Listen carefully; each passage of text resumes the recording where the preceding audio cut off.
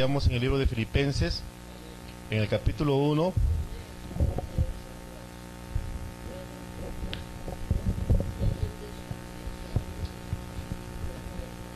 Y la verdad, como todos sabemos, hermanos, sabemos que el apóstol Pablo era un misionero, ¿no es cierto?, del Señor. Y vamos a leer un poco desde el versículo 12 hacia adelante, recordando un poco las circunstancias que él estaba pasando y también cómo, la verdad, él pudo enfrentar. Todos nosotros, hermanos, estamos rodeados de dificultades también. La obra del Señor no es fácil. No es fácil, la verdad, hermanos, caminar en este mundo obedeciendo al Señor. Hay dificultades, hay pruebas, hay luchas, hay necesidades. Pero cuánto más cuando uno está sirviendo al Señor, hermanos. Se intensifica eso, se pone un poco más difícil. Y Pablo, como siervo del Señor, nos va a enseñar cómo él pudo, ¿no?, bajo la gracia de Dios, enfrentar estas dificultades. Y cómo también nosotros, la verdad, hermano, podemos enfrentar estas dificultades. Dice en el versículo 12 del capítulo 1: quiero que sepáis, hermanos, que las cosas que me han sucedido han redundado más bien para el progreso del Evangelio, de tal manera que mis prisiones se han hecho patentes en Cristo en todo el pretorio y a todos los demás. Y la mayoría de los hermanos, cobrando ánimo en el Señor con mis prisiones, se atreven mucho más a hablar la palabra sin temor. Algunos, a la verdad, predican a Cristo por envidia y contienda, pero otros de buena voluntad. Los unos anuncian a Cristo por contención, no sinceramente, pensando añadir aflicción a mis prisiones, pero los otros por amor, sabiendo que estoy puesto para la defensa del Evangelio.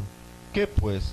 Que no obstante, de todas maneras, o por pretexto o por verdad, Cristo es anunciado, y en esto me gozo y me gozaré aún, porque sé que por vuestra oración y la suministración del Espíritu de Jesucristo, esto resultará en mi liberación, conforme a mi anhelo y esperanza de que en nada seré avergonzado.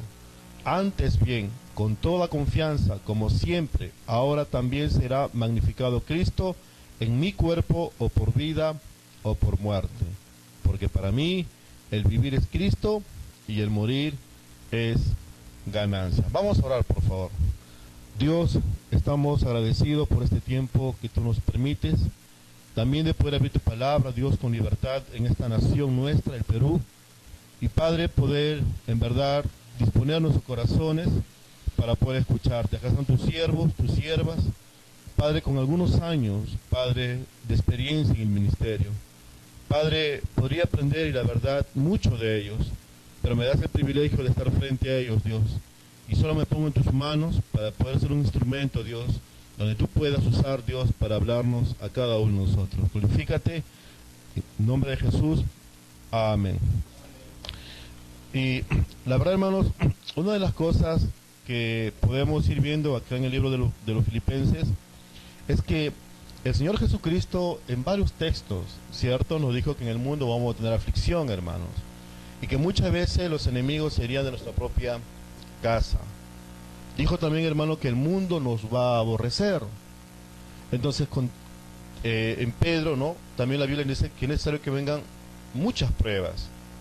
Con todo ese, digamos, conocimiento de cómo va a ser nuestro caminar en la vida cristiana, hermano, yo creo que tendríamos que nosotros ir entendiendo que seguir al Señor, hermano, requiere, exige, en verdad, total dependencia del Señor. Cuando vemos a Pablo, ¿no?, escribiendo los Filipenses, todos sabemos que él estaba preso, ¿cierto? ¿Y por qué preso, hermano? Él no estaba preso por hacer su voluntad. Él estaba preso, hermano, por hacer la voluntad del Señor, siguiendo la voluntad del Señor. La Biblia dice, ¿no es cierto?, nos enseña que si vamos a padecer, que sea haciendo la voluntad de Dios. Muchos padecemos a veces por consecuencias de malas decisiones, de seguir nuestra voluntad. Pero en el caso del apóstol Pablo, él estaba preso, hermano, para poder o por hacer la voluntad del Señor. Ahora bien, las circunstancias que Pablo rodeaban, hermano, era eso, ¿no es cierto? Él estaba preso justamente por eso. Ahora, miren, muchos de nosotros, hermano, cuando hace la obra del Señor, y vienen momentos difíciles en nuestras vidas, ¿no es cierto?, por hacer la obra del Señor, por seguir la voluntad de Dios, lo menos que esperamos, o lo que usted espera, es ser criticado en esas circunstancias difíciles. Lo que más uno espere, cuanto más usted como misionero, es ser animado, ¿verdad? Ser estimulado. Pero qué difícil se torna haciendo la obra del Señor, estando bajo los propósitos de Dios, y te vengan circunstancias o dificultades, y en vez de ser animado, seas cuestionado, seas criticado. Yo creo que eso puede derrumbar a cualquier persona. Muchos de los hombres de Dios, misioneros, pastores, en verdad, hermano, en momentos difíciles, cuando han tenido que ser animados y no lo han hecho o no han sido, dejan la obra del Señor. Pero es interesante que Pablo, hermano, y valga la redundancia, haciendo la obra del Señor, estando preso por la voluntad del Señor, lejos de ser animado, él está siendo cuestionado. Así como Job, ¿recuerdan ustedes a Job? Sus amigos que dijeron, ¿no?, que Dios con justa justicia ha matado a sus hijos, porque todos eran impíos. Que lo que a Job le ha pasado, hermano, la verdad, era porque él era un hombre malo. Pablo, dentro de la cárcel, está siendo cuestionado, hermano, su propia vida, su ministerio, su llamado. Pablo dice que algunos querían añadir en el versículo 16, los unos anuncian a Cristo por contención, no sinceramente, pensando añadir aflicción a mis prisiones. ¿Quiénes eran estas personas, hermanos, que estaban añadiendo aflicción a Pablo, estando él preso? La verdad, hermanos, no eran incrédulos, no eran personas, ¿cómo se llama?, que no lo conocían al apóstol Pablo. Se dice que muchos de estos hombres que eran de aflicción para Pablo, hermano, eran hermanos que él un día los formó, los ganó para Cristo Jesús. Y ahora están cuestionando. Hermano, qué duro es para un pastor, para un misionero, cuando tú has formado una persona y luego ellos están cuestionando. Y ni siquiera, la verdad, tienen un argumento verdadero, simplemente, hermano, porque les parece o creen. Yo creo que no hay dolor más grande para un pastor o para un misionero cuando cuestionan tu labor, hermano, sin conocer en esencia la verdad. Te desanima. Escuché a un pastor decir en una oportunidad, yo nunca pensé que el hermano a quien yo formé, a quien yo discipulé, a quien yo ayudé, hermanos, con lágrimas, hasta altas horas de la noche, un día cuestionara públicamente, hermano, mi integridad en la congregación. Y cómo reaccionaríamos nosotros si nos tocaría, hermano, o si nos está tocando pasar eso. De repente tú, hermana, que eres esposa de pastor o de misionero, si eres hija de un pastor y a tu padre lo están cuestionando, ¿cómo tú reaccionas? Yo creo que la mayoría de nosotros, hermanos, quedamos resentidos, ¿cierto? Quedamos heridos, lastimados. Y muchos estamos pensando dejar el ministerio. Si en el caso probablemente de esposas, probablemente, hermanas, están pensando que su esposo salga de esa iglesia. Hablan con sus esposos, deja el ministerio. Pero, ¿cómo Pablo reaccionó, hermanos?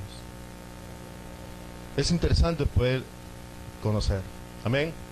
¿Y por qué Pablo reaccionó de esa manera que vamos a ver ahorita, hermanos? Pablo no está pensando, hermano, dejar el ministerio por eso. Pablo no está pensando, hermano, resentirse con los hermanos. Es más, ¿sabe, hermanos? Cuando nosotros vemos cómo Pablo en realidad va a responder, es que, hermanos, Pablo va a estar centrado en la verdad. ¿Y sabe por qué Pablo va a poder enfrentar todas las cosas? Porque él tiene sus ojos puestos en el Señor Jesús. Como ser humano, le dolió, hermanos, porque Pablo no era un super cristiano, era tan humano como nosotros. Pero ¿sabes por qué él no se desanimó en el ministerio, hermanos? ¿Sabes por qué él no pensó abandonar las cosas del Señor? Porque él tenía sus ojos puestos en el Señor Jesús. Y eso es lo que nos enseña Hebreos, puesto los ojos en Jesús. Igual que Job, hermano, cuando todos lo cuestionaron, hasta su propia esposa, él tenía puestos sus ojos en el Señor. Y por eso él dice, no, aunque Dios me matara, yo sé que Él me resucitará. Él no tenía puestos sus ojos, hermanos míos, en Él mismo, sino en el Señor Jesús. Y es una, hermano, de las formas como nosotros vamos a poder enfrentar circunstancias difíciles. Miren, hermanos, sé que el tiempo es corto. Soy pastor ordenadamente hace 3 años. Total, en el ministerio tengo como algo ya de 14 años. Tengo 18 años de convertido. A los 4 años de convertido ya era encargado de la iglesia Pan de Vida, increíble, tierno, joven. Y el pastor que salió de la obra, hermano, hizo un buen trabajo. Él fue el que me discipuló. Y como todo buen pastor, hermano, cuando sale de la obra, ¿cierto? Siempre, hermano, deja sentir su ausencia cuando sale de la obra. Y queda afectado, por más que no queremos, a muchos hermanos. El pastor salió y estuve al frente de la obra, hermano. Un joven, inexperto, sin preparación de nada. Y muchos de los hermanos antiguos dirían, pues, ¿no? ¿Y este chiquillo qué nos va a dar? ¿Qué nos va a ayudar? Y la verdad, hermanos, yo recuerdo que de todo el grupo de los antiguos había una hermanita muy avanzada de edad, que no sé por qué, pero no le caía, nunca le caí casi bien. Y, o sea, mal, era una persona que cuestionaba, me criticaba, me juzgaba, y es difícil porque a veces te miran de pies a cabeza, ¿no? Es algo que te va afectando. Y yo decía, hermana, usted es como mi madre, usted me debería más bien animar, ayudar. Soy jovencito en la obra, debería estar contenta. Pero no, había un cuestionamiento duro, arduo. Muchas veces, cuando era tiempo de oración como pasamos aquí, yo le escuché orar a la hermana. Señor, este hombre no nos va a enseñar nada. Señor, oramos por un verdadero pastor, un hombre de Dios. Y la verdad, hermano, cuando yo escuchaba orar a la hermana, así lágrimas corrían por mis ojos. Y yo decía, yo no quise estar acá. Simplemente estoy siguiendo la voluntad del Señor. Pero una cosa les digo, hermano, que por la gracia del Señor, Dios nunca permitió que mi corazón haya resentimiento contra ella. Nunca, hermanos. Pasaron mucho tiempo. La hermana se fue de la iglesia porque nunca estuvo de acuerdo con el ministerio que el Señor me dio. Y después de 4 o 5 años que ella se retiró, volvió a la iglesia. Y yo seguía ya ahora como pastor. Volvió a la iglesia, hermanos. Y cada vez que volvía ni me saludaba. O sea, pasaba, saludaba a todo el mundo y entraba. Y a mí ni siquiera me hacía un saludo. Pero hice hermanita y me dejaba a veces con la mano extendida, así. Y humanamente te afecta. No sé si tú has pasado esta experiencia, pero te afecta, hermano. Hasta que un día, un domingo por la noche, después de predicar, la hermana agarra y tengo particularmente la costumbre de despedir a los hermanos, me paro en la puerta y despido a todos, y se acerca la hermanita y me dice, pastor, así, ¿no? Molesta, me dice, quiero conversar contigo, me dice. Sí, hermanita, le digo, vamos a conversar. Ahorita mismo, me dice. Ahorita mismo vamos a conversar. Y dije, uy, Dios, ¿y ahora qué hice? Dije, ¿con qué me saldrá la hermanita? Dije. Y agarró y me dijo, véngase para acá, pastor. Y fuimos. Estoy molesta con usted de hace años. Sí, la hermana, lo noto, le digo. Y no sé qué puede yo haber hecho para que usted esté así hace años conmigo, le digo, hermanita. Muy molesta con usted, pastor. Yo no quería que usted sea mi pastor. Pero vi que lágrimas comenzaban a correr por sus ojos. Lágrimas. Y luego, hermana, ¿qué te puede yo haber hecho? Le digo, quizás ofendí tu corazón, no sé, te dañé. Y me dijo, no, yo no estaba de acuerdo que se vaya mi otro pastor, me dice. Porque si él no se hubiese ido, tú tampoco estarías aquí como mi pastor, me dice. Yo le digo, hermana, le digo, yo no escogí ser tu pastor, le digo, hermana. No te escogí ser tu pastor. La verdad, yo tampoco quise estar en el ministerio, pero aquí estoy, le digo, hermano, por la gracia del Señor. Y me dijo, pastor, ¿me puedes perdonar? Con todo mi corazón te perdono, hermana. Y nos abrazamos, lloramos juntos, hermanos. Y la verdad, he ganado un gran aliado, hermano, porque ahora si tú hablas mal de mí frente a ella vas a morir, hermano, la verdad. Y yo digo, no, por la gracia de Dios, hermano, ¿qué hubiese pasado si yo me hubiese resentido con ella? Me hubiese mostrado duro, áspero. Nunca hubiera ganado esa vida, hermano, la verdad, y nunca ese corazón hubiera sido restaurado, sanado. Cuando vemos al apóstol Pablo, hermano, él era criticado, juzgado, hermano, cuestionado por su ministerio. Pero ¿cómo él reaccionó, hermano? Puesto los ojos en Jesús. Dice eso, mis amados hermanos. Si tú eres cuestionado por tu ministerio, por tu labor, no te resientas. No guardes enojo en tu corazón. No estés pensando abandonar la obra del Señor. Pon tus ojos en el Señor Jesús. Amén. Y sigue adelante, ferviente. Otra de las cosas también importantes, hermanos, es que, ¿cómo se llama? En el versículo Filipenses 4:4, rapidito por favor, si podemos seguir ahí.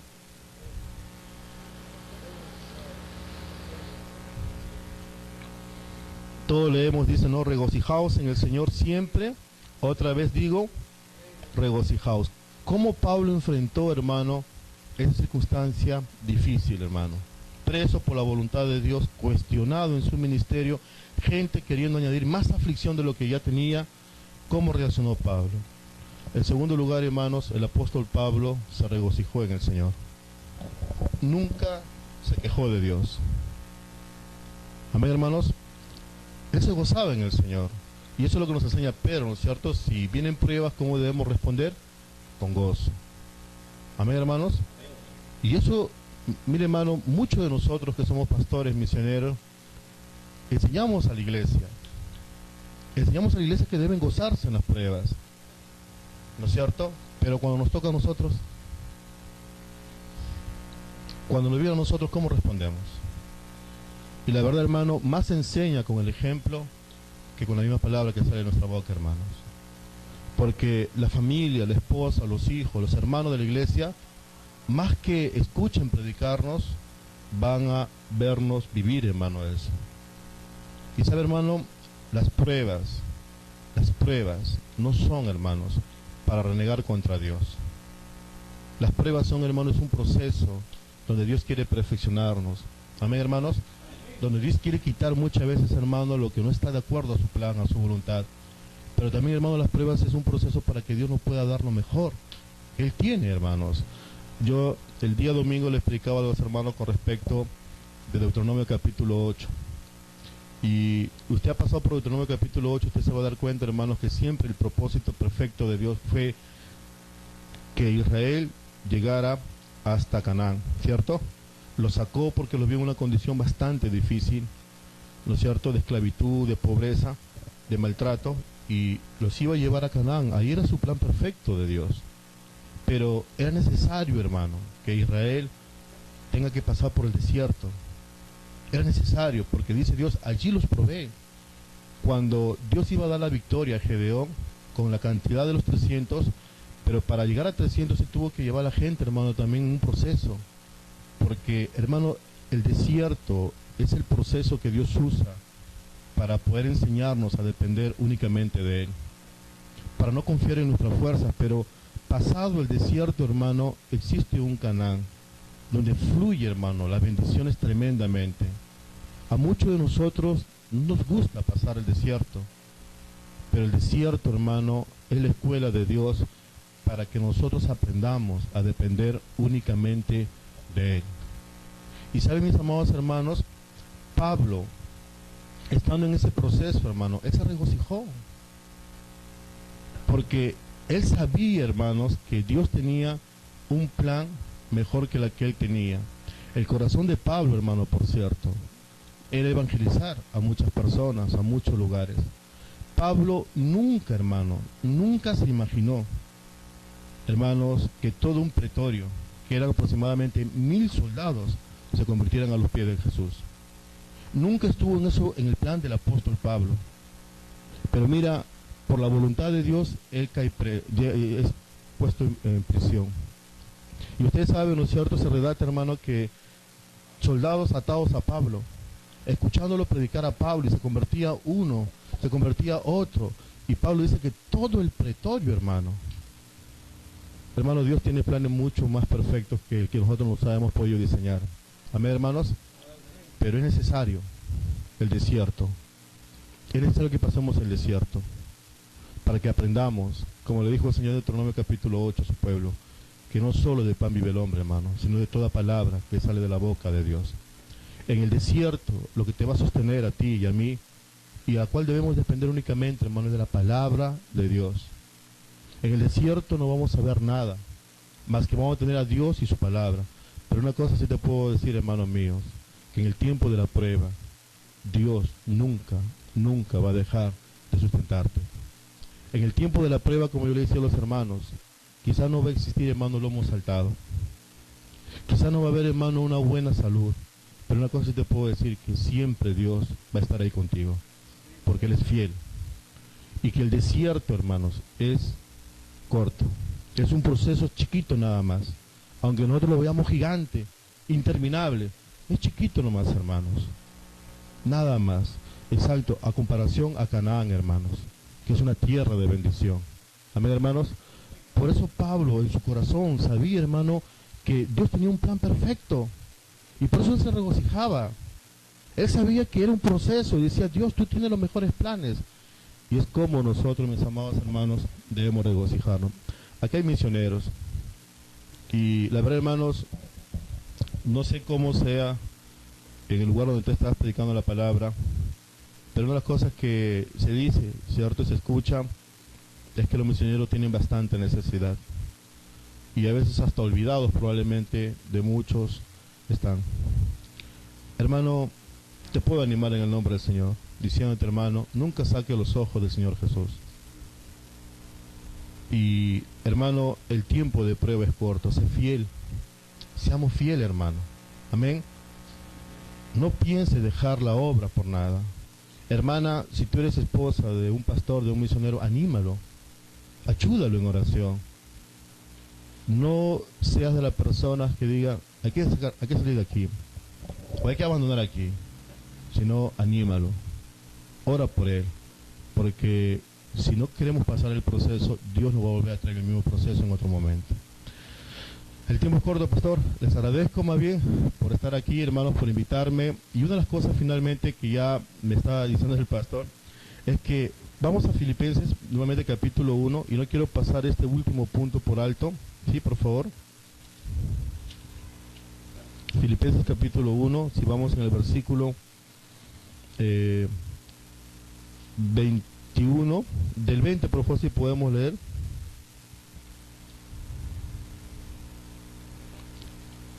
A ver. 17, hermanos, 17, por favor.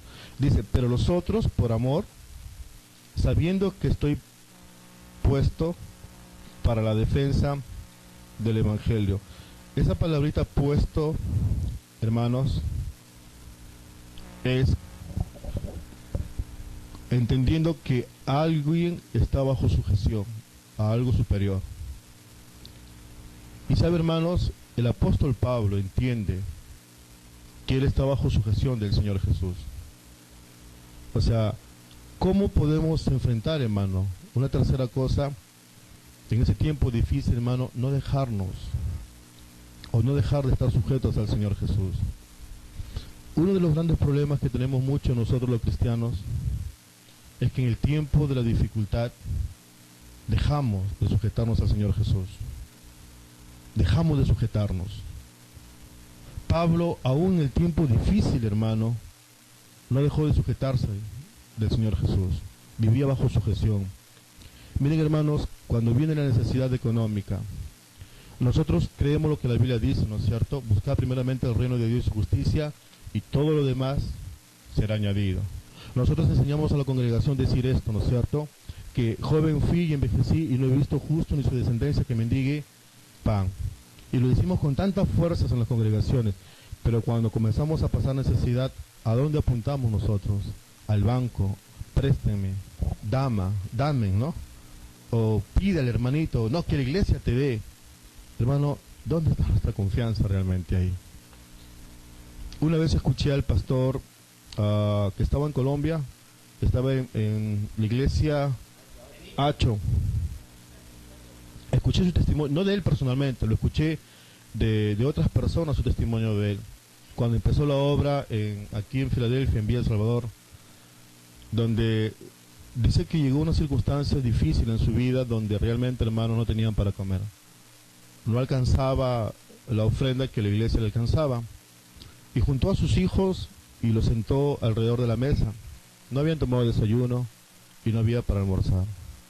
Y como yo pienso, como cualquier esposa, preocupada por el cuidado de sus hijos, ¿cierto? ¿Y qué van a comer los hijos? Pero él dijo, no te desesperes, confía. Y estaban ahí, dice que reunió a sus hijos y oraron por algo que no había en la mesa, hermanos.